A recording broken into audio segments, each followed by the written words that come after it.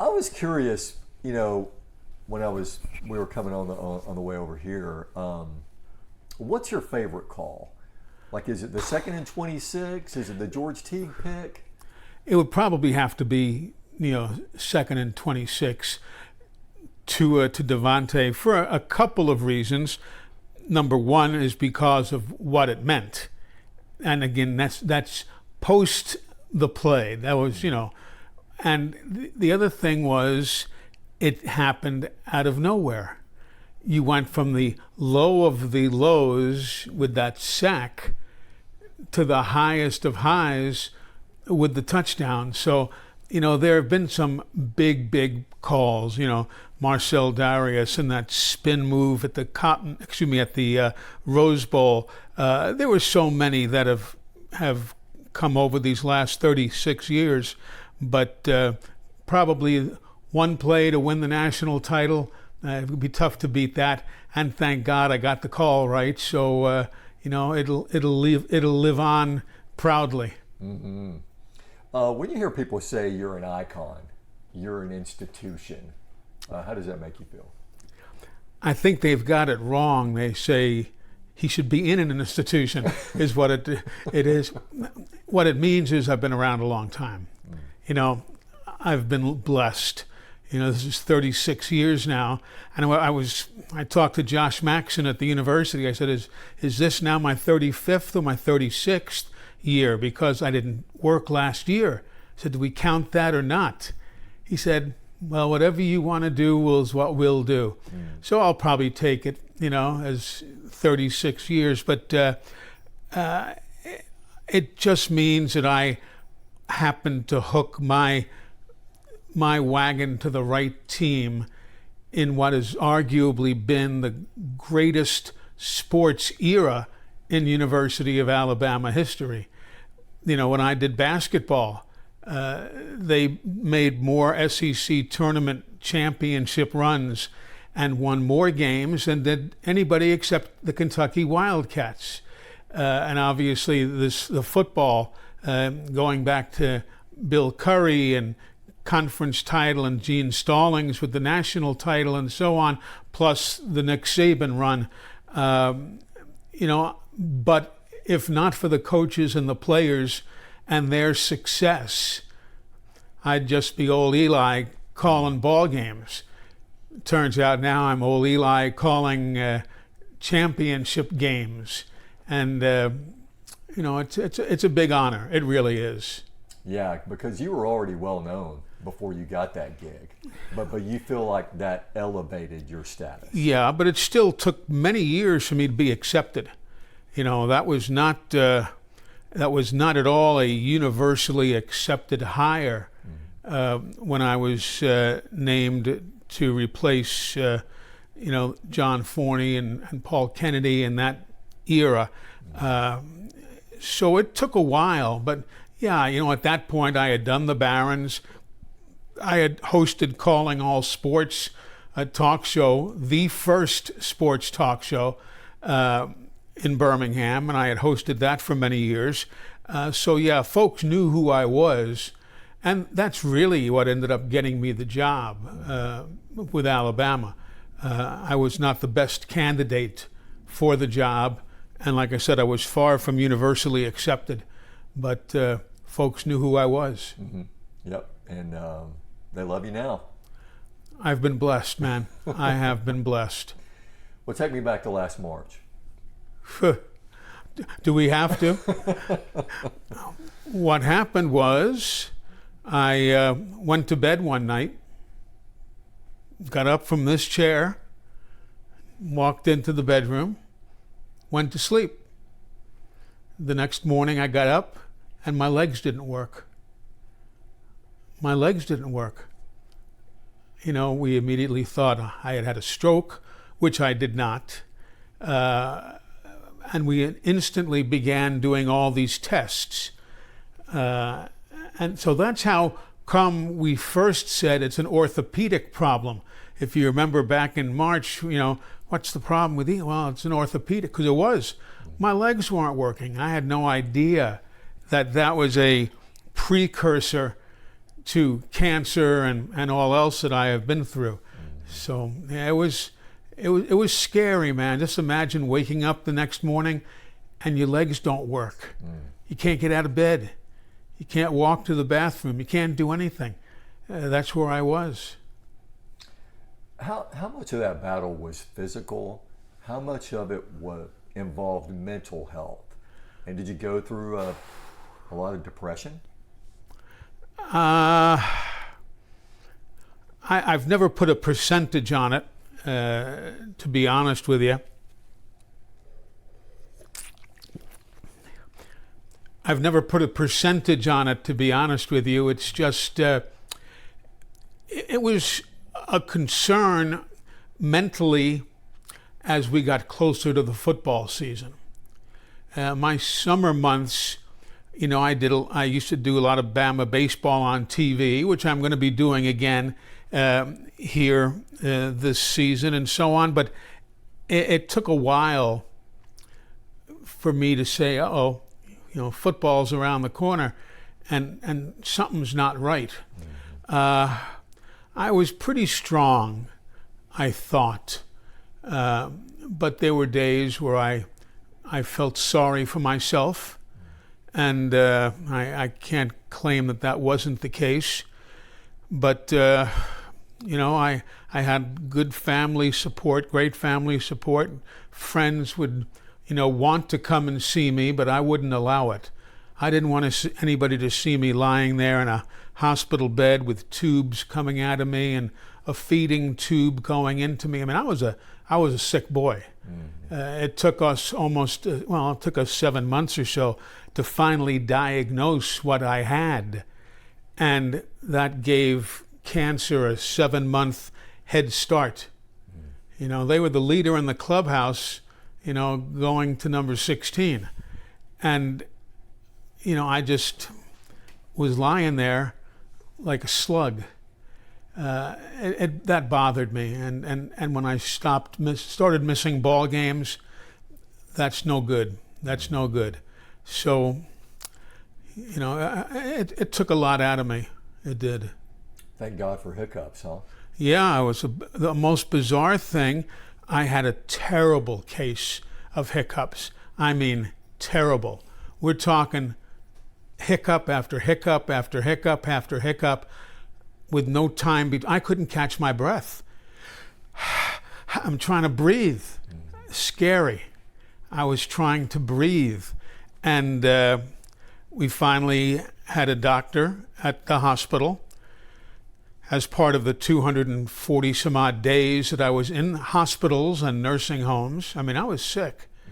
And this doctor was really looking for the cause for these hiccups because I could not catch my breath.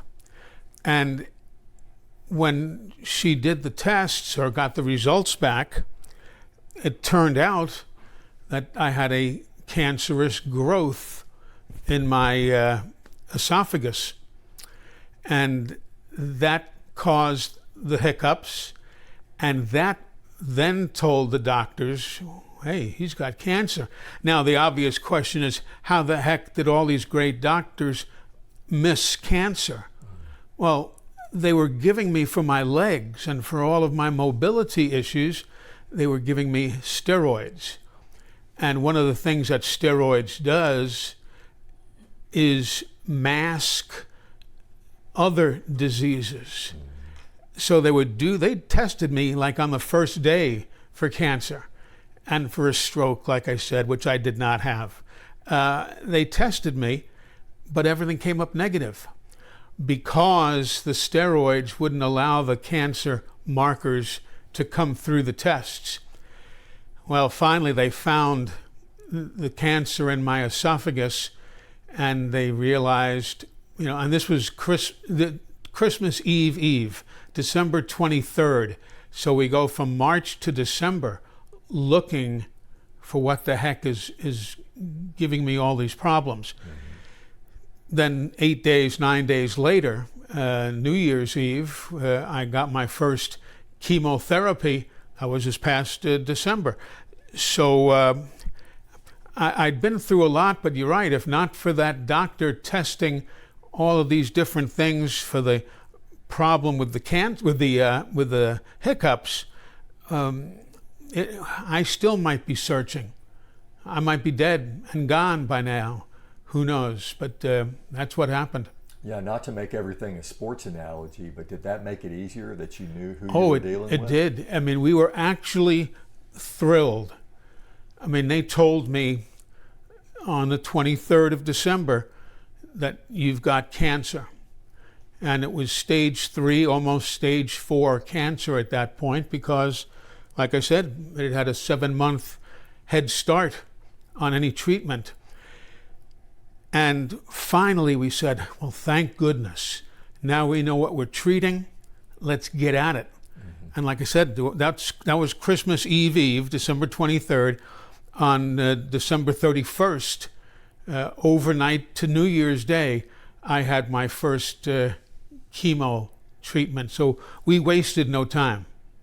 Yeah, you've had some incredible things happen in your life, but ringing that bell, what was that like? Oh, that was wonderful. For those who don't know, when you finish your chemotherapy, you go to the wall, and every chemo lab and treatment center in America has some noisemaker, a bell, a buzzer, whatever it is. And I got to ring the bell, but I was so excited that the clanger, the clapper, whatever you call it, came off in my hand. I had this big smile on my face, and I had just yelled out, "Roll Tide," and the nurses were applauding, and Claudette and Elise were there, and other doctors, a lot of friends, and I'm doing this, and all of a sudden the darn thing comes off in my hand, and I nearly fell backwards. That's why when you saw the video on, some folks posted it on social media, you saw me kind of reel back, and then the video stopped. Right. Because I was afraid I was about to topple over. Yeah. Well, you've been pretty faithful to your workout regimen. How's your strength? My strength is good, and you've been pretty faithful to your workout regimen is the first time that sentence has ever been used with Eli Gold as the subject. So it's been totally different. But I realize, and you, Jeff, as a broadcaster, you don't just sit down and talk. Now, it's a little different on a nightly news. You might have 4 minutes on a good day when weather doesn't go long. You might have 4 minutes to do. We sit and do, 7, 8 hours. You don't just sit down and talk. You've got to have the air, as we call it. You've got to have your air. And that's what I've been working on in preparation for the season. Getting my endurance, my stamina. It's been 20 months since I've done a game. But here in the last 3-4 weeks or so, I have been spending more time talking. Just, why answer something in 12 words when you can answer it in 12 sentences? So I've been talking a lot. I've been starting to sing again in the shower a little bit, which is nothing that anybody needs to hear, but it is building my air up. So, I'm, and that's why, the 2 weeks before the season, Bama has scrimmages on Saturdays, 2 of the last 3 Saturdays before the season begins here, and we're going to do practice broadcasts. Not because I have forgotten how to call a game, I would hope not after all these years, but get the air, be able to expand your chest, your diaphragm, get all of that stuff going. I'm just kind of doing a little extra different preparation that I wouldn't necessarily do, from year 18 to year 19 or so on. But last year I didn't do hockey, I didn't do football, I didn't do baseball, I didn't do basketball except a few games for the squadron before I was sick. So I needed to get my air back, and that's what I've been working on, and I'm ready to go. I mean, we're sitting here talking at length, and there's been no problem, but, I'm ready to go. You've been singing some Leonard Skinner out here. A little Leonard Skinner, that's one of my favorite groups, and Sweet Home Alabama? sometimes, yeah. I sing a lot of, I hum a lot of songs. I don't know the words to a lot of things. Another country heard from here. But I don't know all the words to all the songs of any artist, but I know enough to be dangerous in the privacy of the bathroom and the shower and so on. That's great. What did the health crisis do for your resolve? How will it change your approach to the broadcast? Well, number one, I realize how lucky I am to have a job to come back to and doing what I love to do. The other thing I learned, Jeff, and this is something that I'm going to carry throughout this season and for seasons to come. I was always cognizant of the Bama fan, obviously. That's, even though they don't sign my paycheck, I work for the fans. That's who I work for. But I also now realize how many fans are listening from a hospital bed, are battling cancer, are a caregiver for a cancer patient, cancer survivors who are listening, people who have all sorts of diseases and just can't get out. I realize now that my responsibility is as much to those people as it is strictly to the football fan. I was lying, and I say we because my family was always there. I was lying in the big chair getting another infusion of chemotherapy, which is a 6-hour extravaganza, and you got wires and tubes and red fluid and clear fluid and all sorts of stuff going. I mean, it's poison is what they're doing. That's what chemotherapy is. It's the injection of poison into your system to kill the cancer cells.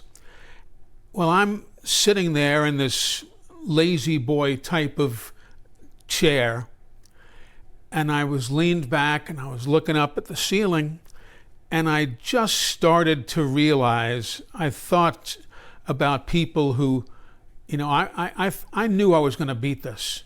How did I know? I'm a stubborn son of a gun. I was going to beat it. But there were so many people who aren't going to beat it or who are having a tougher time. I met a gentleman who had esophageal cancer, as I did, but he was much sicker and farther along. And I was thinking about him. And like I said, I got all this poison dripping into my arms. And I said to myself, that's who I'm going to work for now. Not just the Bama fan, who obviously are, that's priority number one, because they want to hear about their favorite team. But I'm doing this now for all these people who have had cancer, who have survived cancer, for people who have lost family or friends to cancer, to the caregivers. That's who I'm working for now, in addition to the Bama fans. And I'll be very honest, I never thought about it. I was doing the broadcast for the Bama faithful. Well, now I'm doing it for a whole lot more people than just that. Mm-hmm. And I realized that. And that's how it's going to change my approach when I walk into the booth. You said another thing that got you through was you wanted to walk Elise down the aisle at her wedding. How much of that was a motivator, and how cool would that moment be? I already told Claudette, I said I'm going to be a basket case whenever that date is. I don't know if they've finalized the date yet. It's sometime in 24 that she and Stephen we'll get married. But, they didn't want to rush it. They've been together many years, but they didn't want to rush it, and we wanted to wait and see if I was going to be around, let alone if I was able to walk her down the aisle, but if I was going to be on this earth to do it. Now, apparently, I'm going to be here, Lord willing, and yes, that was always, and the nurses never let me forget that. At all the different nursing facilities, I was to UAB, I was to so many different facilities, nursing homes and otherwise. But Claudette and Elise, of the 243 days, whatever it was, that I was hospitalized or under care, there weren't 10 days, not even 10, that one of them or both were not with me in my hospital room. They were always there. So they got to know the nurses. We'd all talk, and they would give me, Jesse Cowan, who was one of my physical therapists, put up these signs of encouragement in the room. And one of them reminded me, Elise is waiting to walk down the aisle with you. So it's just, that was very motivating. But that and doing the Bama games. That's what I do. Ever since I was, 16 years old or so, I've broadcast sporting events. That's all I know. That's all I know how to do. And that kept me going. So, it was nice to hear, from friends. Coach Saban would call in to my cell phone. Miss Terry and I would text back and forth. It was just, it was important to me. Greg Byrne, our athletic director, would check in. Not to mention our crew. Everybody would check in and see how I was doing. So I had a lot of support. But yeah, walking down the aisle with Elise in whatever time, 24, that was a big motivating factor for me to get better. Everything motivated me, man. I just didn't want to be lying there in that hospital bed anymore. I couldn't do it. I just couldn't do it. And, when you're there for 200 days, there stops being a point of return here. You feel better, and they cured me. So I can never say anything bad about that. But your brain starts going fuzzy on you. You've heard of COVID fog, brain fog. Well, I was dealing with that. Thankfully, I'm over it now, and I'm as sharp and as clear-headed as ever. But there was a lot of pressure and a lot of stuff that I had never dealt with in my life that I have dealt with here in the last year and a half. Well, one more question. Yeah. Have you thought about the first words when you sign on September 2nd? I have not. And I don't think it's going to be anything terribly, special. I'm just going to go and say it's wonderful to be back.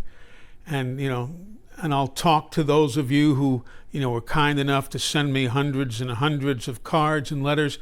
I'll address that later. But, you're not here to hear about Eli. You're here to hear about the Tide getting set today to meet the Blue Raiders. And I'll get right into it. There'll be plenty of opportunities during lengthy commercial breaks.